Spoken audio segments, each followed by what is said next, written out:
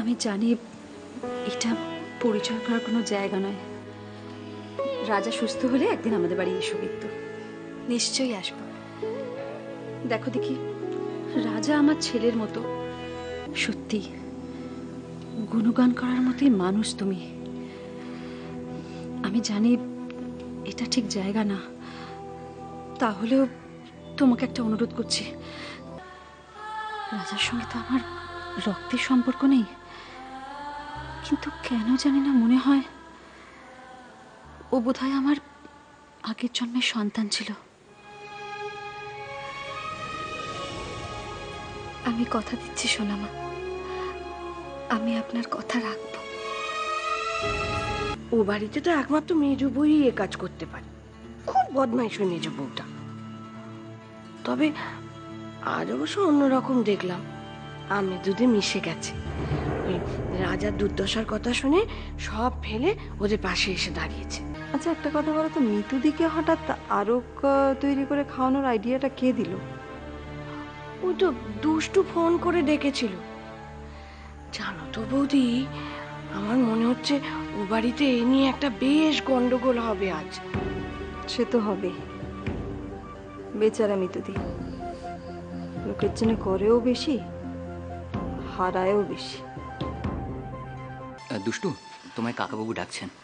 ও হ্যাঁ হ্যাঁ, আমি তাহলে আসি। যেও কিন্তু রাজার সঙ্গে, কেমন? আপনি কি করে যাবেন?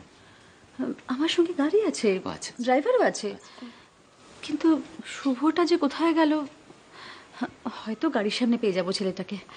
আসি, কেমন?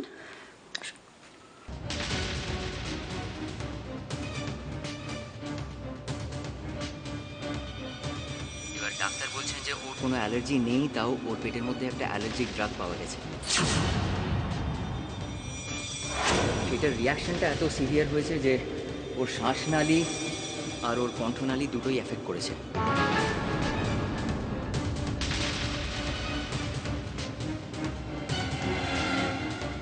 আমি যাবো না। যে আমার ছেলে এত বড় সর্বনাশ করেছে, আমি তাকে কিছুতেই যাবো না। আমি যেখান থেকে ওটাকে খুঁজে বার করবো। আমি দরকার হলে গুলি রাখবো, আমি ঠিক খুঁজে বার করবো। ছাড়বো না ওকে, আমি কিছুতেই যাবো না, শেষ করে ফেলবো আমি। দুষ্টু তো সকালে এরকমই একটা কি বললো আমার ফোনে।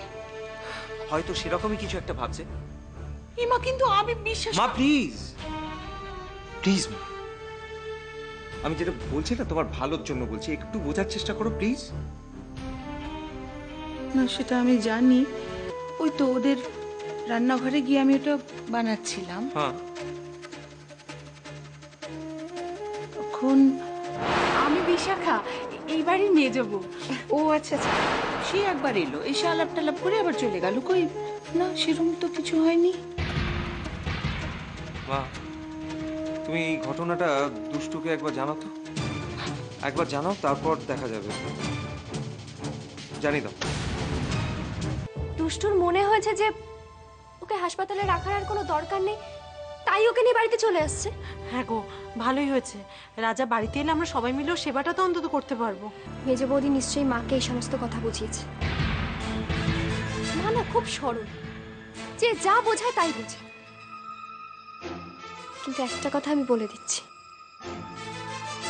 আজ দুষ্টু বাড়ি ফিরলে না একটা অশান্তি হবেই। রাজা এসে গেছে। যাবে না রাজা? হ্যাঁ রাজা, আমার রাজা এসে গেছে। এসে গেছে রাজা, রাজা, রাজা, রাজা তুই এসে, রাজা, রাজা কেমন আছিস? রাজা, রাজা কেমন আছিস? কেমন আছিস বল, বল না রাজা, একবার মা বল আমাকে। মা শোনো, মা শোনো, এখন ওর সঙ্গে কথা বলো না। ওকে কথা বললে ওর আরো শরীর খারাপ হয়ে যাবে। মা এরকম করে কেঁদো না তুমি। কেন? রাজা কথা বলতে পারবে না? ও কথা বলতে পারবে মা, ডাক্তার বলে দিয়েছে ও ঠিক কথা বলতে পারবে, কিন্তু এখন ওর কমপ্লিট রেস্ট দরকার।